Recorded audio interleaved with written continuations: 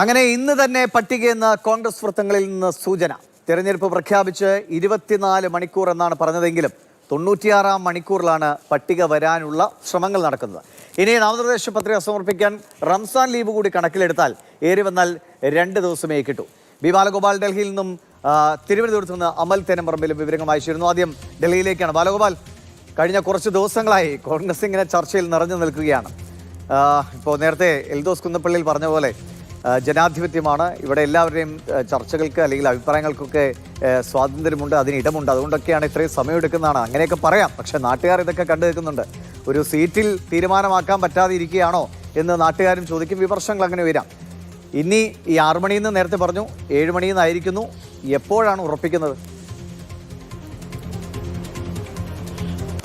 ദിവിഷ്, വളരെ പ്രധാനപ്പെട്ട ഒരു ചോദ്യമാണ് ദിവിഷ് ചോദിച്ചത്. ഒരുപക്ഷെ ഈ ചോദ്യത്തിന് ഉത്തരം നൽകാൻ ആർക്കെങ്കിലും ഇന്ന് സാധിക്കുമോ എന്ന കാര്യം എനിക്കറിയില്ല. കാരണം ഈ സാധാരണഗതിയിലൊക്കെ ഇത്തരമൊരു സന്ദർഭങ്ങളിലൊക്കെ നമ്മളെ സംബന്ധിച്ചിടത്തോളം ആശ്രയിക്കാൻ വേണ്ടി കഴിയുന്നത് ഈ കോൺഗ്രസ് നേതാക്കളാണ്.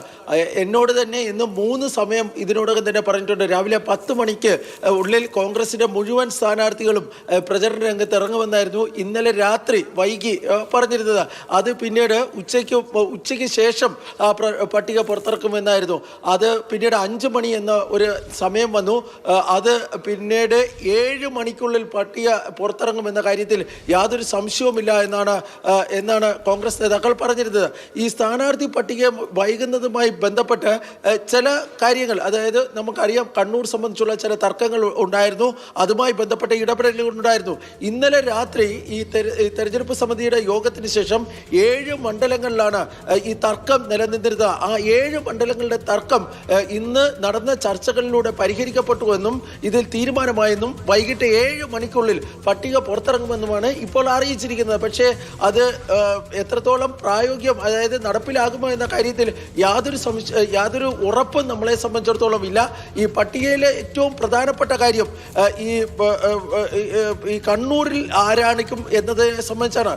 കണ്ണൂരിൽ നിലവിലെ സാഹചര്യത്തിൽ സുധാകരന് സീറ്റില്ല എന്നാണ് കോൺഗ്രസ് നേതാക്കളിൽ നിന്നൊക്കെ ലഭിക്കുന്ന സൂചന. കാരണം ഇന്നലെ കേന്ദ്ര തെരഞ്ഞെടുപ്പ് സമിതി അംഗീകരിച്ച പട്ടികയിൽ കാര്യമായ മാറ്റങ്ങളൊന്നും തന്നെ ആ മണ്ഡലങ്ങളെ സംബന്ധിച്ചിടത്തോളം ഇല്ല. അതായത് ടി.ഒ. മോഹന് സ്ഥാനാർത്ഥിത്വം ലഭിക്കുന്ന തരത്തിൽ ഉള്ള ഒരു തീരുമാനത്തിലേക്ക് പോകുന്നു എന്ന സൂചനകളാണ് നൽകുന്നത്. ഏതായാലും ഇനി അതേ സംബന്ധിച്ച് പറഞ്ഞിട്ട് കാര്യമില്ല. അടുത്ത 1 മണിക്കൂറിനുള്ളിൽ അടുത്ത 1 മണിക്കൂറിനുള്ളിൽ ഈ പട്ടിക പുറത്തു വന്നേക്കുമെന്നാണ് ലഭിക്കുന്ന വിവരം. ശരി, അമൽ തേനമ്പറമ്പിൽ കൂടി ചേർന്നു. അമൽ, ഉടനെ ഉണ്ടാകും എന്നാണ് ഇപ്പോഴും വരുന്ന സൂചനകൾ. ഉടനെ എന്നത് എപ്പോഴാണെന്ന് പറയാൻ കഴിയില്ല, ഉടനെ എന്ന് പലതവണ പറയാലോ. എന്താണ് തിരുവനന്തപുരം അടക്കം ഇപ്പോൾ പല പ്രഖ്യാപനങ്ങൾ പിന്നീട് അതിൽ നിന്ന് പിൻവലിക്കുന്നു.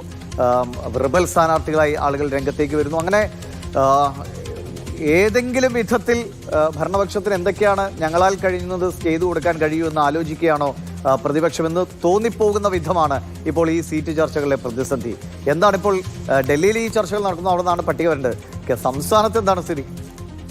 സംസ്ഥാനത്ത് തിരുവനന്തപുരത്ത് പാറശാല സീറ്റിൽ പ്രശ്നമാണ്. അവിടെ റിബൽ ഉണ്ടാകും എന്നുള്ള കാര്യം അറിയിച്ചിരിക്കുന്നു. പുല്ലൂരിൽ, കൊല്ലത്ത് റിബൽ ഉണ്ടാകുമെന്നുള്ള പ്രഖ്യാപനം അവിടുത്തെ ജില്ലാ നേതാക്കൾ, കോൺഗ്രസിൻ്റെ ജില്ലാ നേതാക്കൾ നടത്തിയിരിക്കുന്നു. ലീഗിനാണ് സീറ്റ് എങ്കിൽ സ്ഥാനാർത്ഥി ഉണ്ടാകും എന്ന് പറയുന്നു. പത്തനംതിട്ടയിലെ കാര്യത്തിൽ ഇപ്പോൾ കോന്നി തന്നെ മതിയല്ലോ, അവിടുത്തെ പ്രശ്നം ആവശ്യത്തിനായിട്ടുണ്ട്. അതോടൊപ്പം പൂഞ്ഞാർ സീറ്റിൻ്റെ കാര്യവുമായി ബന്ധപ്പെട്ട് അലോഷ്യസ് സേവ്യറിൻ്റെ ഒരു രാജി നീക്കവും അതിനുശേഷം പിന്നീട് എന്തുകൊണ്ടാണ് അത് സീറ്റ് നൽകാൻ കഴിയാത്തത് എന്ന വിഷയത്തിൽ നേതൃത്വവുമായുള്ള ചർച്ചയ്ക്ക് ശേഷം അത് ആ നിലപാടിൽ നിന്നും പിന്നോട്ട് പോക്കും ഒരു വാർത്താക്കുറിപ്പും എല്ലാം നമ്മൾ കണ്ടതാണ്. ഇടുക്കിയിലാണെങ്കിൽ നിലവിൽ വലിയ പൊട്ടിത്തെറി ഇല്ല എങ്കിൽ കൂടി അലോഷ്യസ് സേവ്യർ പ്രതീക്ഷിച്ചിരുന്ന ഒരു സീറ്റാണ് ഇടുക്കി. അതോടൊപ്പം തന്നെ ജോയി വെട്ടിക്കുഴി പ്രതീക്ഷിച്ചിരുന്ന സീറ്റാണ്. അപ്പോൾ അവിടെ ചില ആഭ്യന്തര പ്രശ്നങ്ങൾ, ചെറിയ തർക്കങ്ങൾ, പരസ്യ പൊട്ടിത്തെറിയിലേക്ക് നീങ്ങിയിട്ടില്ല. ഇനിയിപ്പോൾ അതിനും അപ്പുറത്തേക്ക് പോയാൽ എറണാകുളത്താണെങ്കിൽ പ്രശ്നത്തോട് പ്രശ്നമാണ്, പെരുമ്പാവൂരിൽ പ്രശ്നമാണ്, അതോടൊപ്പം തന്നെ കൊച്ചിയിൽ പ്രശ്നമാണ്. അങ്ങനെ 2 പ്രശ്നം നടക്കുന്നു. തൃശ്ശൂരിൽ കാര്യമായ പ്രശ്നമില്ല എന്ന് പ്രതീക്ഷിക്കുകയാണ്. തൊട്ടപ്പുറം പാലക്കാട് ജില്ലയിലേക്ക് കടന്നാൽ പാലക്കാട് പ്രശ്നമാണ്. ആലപ്പുഴ ജില്ല നമ്മൾ ഇടയ്ക്കൊന്ന് വിട്ടുപോയായിരുന്നു കേട്ടോ. ആലപ്പുഴ ജില്ലയിലൂടെ ഒന്ന് തിരിച്ചു പോയാൽ ആലപ്പുഴ ജില്ലയിൽ പല സ്ഥലങ്ങളിലും റിബൽ ഉണ്ടാകുമെന്നുള്ള പ്രഖ്യാപനം നടത്തിയിരിക്കുന്നു. കുട്ടനാട്ടിൽ റിബൽ ഉണ്ടാകുമെന്ന കാര്യം വ്യക്തമായിരിക്കുന്നു. അങ്ങനെ അവിടെ നിന്നും പിന്നെ ഉള്ള പാലക്കാട് ജില്ലയിൽ പോയാൽ നെന്മാറയിൽ പ്രശ്നമാണ്. അവിടെ KC പ്രീത കഴിഞ്ഞ കുറേ കാലമായി അവിടെ സംഘടനാ പ്രവർത്തനം നടത്തുന്ന ആളാണ്. അവിടെ തങ്കപ്പന് സീറ്റ് നൽകിയതുമായി ബന്ധപ്പെട്ട വിഷയത്തിൽ റിബലാകുമെന്ന പ്രഖ്യാപനം നടത്തിയിരിക്കുന്നു. പിന്നെ മലപ്പുറത്ത് കാര്യമായ പ്രശ്നങ്ങൾ നിലവിലില്ല എന്നാണ് പ്രതീക്ഷിക്കുന്നത്. ഇനിയിപ്പോൾ എന്തെങ്കിലും വരുമോ എന്നറിയില്ല ഈ പുതിയ പട്ടിക വരുമ്പോൾ. പിന്നീട് പട്ടാമ്പി സീറ്റിൽ ചില പ്രശ്നങ്ങളുണ്ട്. പട്ടാമ്പിൽ TP ഷാജിയെ പ്രഖ്യാപിച്ചാൽ ഒരു യുവ നേതാവ് പാർട്ടി വിടും എന്നുള്ള കാര്യം പറയുന്നു. തൊട്ടടുത്ത ജില്ല കോഴിക്കോടേക്ക് കോഴിക്കോടേക്ക് പോയിട്ടുണ്ടെങ്കിൽ കോഴിക്കോട് നിലവിൽ ഇങ്ങനെ എടുത്തു പറയത്തക്ക പ്രശ്നങ്ങൾ ഇപ്പോൾ ഇല്ല. ഇനിയിപ്പോൾ എന്തെങ്കിലും ഉണ്ടാകുമോ എന്നറിയണം. കൽപ്പറ്റ, വയനാട്, സുൽത്താൻ ബത്തേരി ഈ 3 സീറ്റുകളെ ഉള്ളൂ എന്നതിനാൽ തന്നെ അവിടെ കാര്യമായ പ്രശ്നങ്ങളില്ല. അവിടെ ഏകദേശം ഉറപ്പിച്ചതായിരുന്നു 2 ഇനി പിന്നെയുള്ള ജില്ല കണ്ണൂരേക്ക് പോയിട്ടുണ്ടെങ്കിൽ കണ്ണൂരത്തെ പ്രശ്നം നമ്മൾ ഇനിയിപ്പോൾ പ്രത്യേകിച്ച് എടുത്തു പറയേണ്ട കാര്യമില്ല. കണ്ണൂരിൽ കെ സുധാകരൻ തന്നെ വലിയൊരു പ്രശ്നമായി നിൽക്കുന്നു. അതിലെന്തെങ്കിലും പരിഹാരം ഉണ്ടാകുമോ എന്നുള്ളതാണ് കണ്ടറിയേണ്ടത്. കണ്ണൂരിൽ ഒരു സുധാകരൻ്റെ പ്രശ്നം ഉണ്ടായിട്ടുണ്ടെങ്കിൽ അത് പേരാവൂരിലും പ്രശ്നം ഉണ്ടാകുമെന്ന കാര്യത്തിൽ തർക്കം വേണ്ട. തൊട്ടടുത്ത മണ്ഡലങ്ങളിലെല്ലാം അതൊരു പ്രശ്നമായി തന്നെ മാറും. അങ്ങനത്തെ പ്രതിസന്ധി നിൽക്കുന്നു.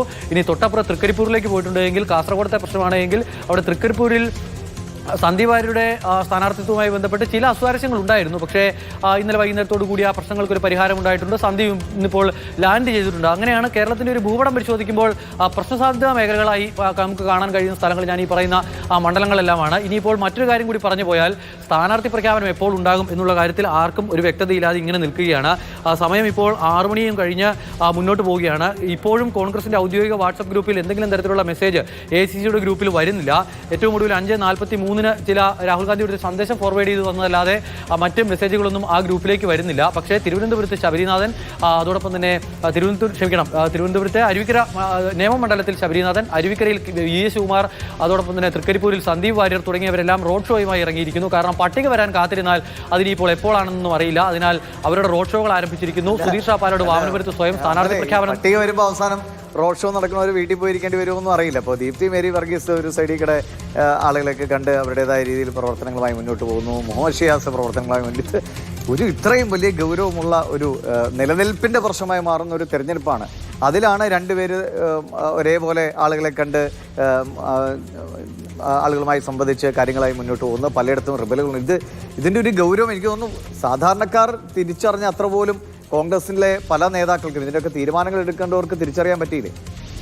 സംസ്ഥാന നേതൃത്വത്തിൽ ഈ വിഷയത്തിലെ തിരിച്ചറിവ് എത്രത്തോളം ഉണ്ട് എന്നുള്ള കാര്യം ഇനിയിപ്പോൾ കെ സുധാകരൻ സ്ഥാനാർത്ഥിത്വത്തിൻ്റെ കാര്യത്തിലാണെങ്കിലും സാധാരണ ഒരു കോൺഗ്രസ് പ്രവർത്തകൻ ചിന്തിക്കുന്നത്, അല്ലെങ്കിൽ സാധാരണ ഒരു കോൺഗ്രസ് നേതാവ്, പ്രാദേശിക നേതാക്കളൊക്കെ ചിന്തിക്കുന്നത് ഈ തർക്കം ഒഴിവാക്കി ഇതൊന്ന് പ്രഖ്യാപിച്ച് കിട്ടിയാൽ മതിയായിരുന്നു എന്നുള്ളതാണ്. ഇന്നലെ മുഹമ്മദ് ഷിയാസിൻ്റെ ആളുകളും അതോടൊപ്പം തന്നെ ദീപ്തിയുടെ ആളുകളും ഒരുമിച്ച് കൊച്ചിയിലുണ്ടായിരുന്നു. അപ്പോൾ ആ സമയത്ത് ശ്യാമപ്രസാദ് ഉത്തമൻ അവിടെ നിന്ന് ആളുകളോട് പ്രതികരണം തേടുമ്പോൾ നിങ്ങൾ ആരെങ്കിലും ഒന്ന് പ്രഖ്യാപിക്കുക എന്നുള്ള നിലയ്ക്കാണ് അവിടെയുള്ള ആളുകൾ പറയുന്നത്. ഒരു സ്ഥാനാർത്ഥിയെ കിട്ടിയാൽ മതി എന്നുള്ളതാണ് പറയുന്നത്.